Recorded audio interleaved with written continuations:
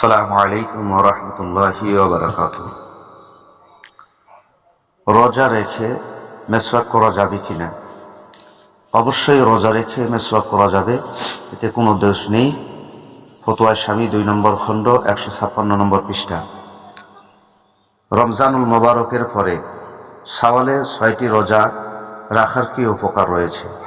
নবী করিম সাল্লাল্লাহু আলাইহি ওয়াসাল্লাম বলেছেন, যে ব্যক্তি রমজানুল মোবারকের পরে রমজান মাসে রোজা রেখে শাওয়াল মাসে 6টি রোজা রাখে, সে যেন সমস্ত যুগ রোজা রাখে।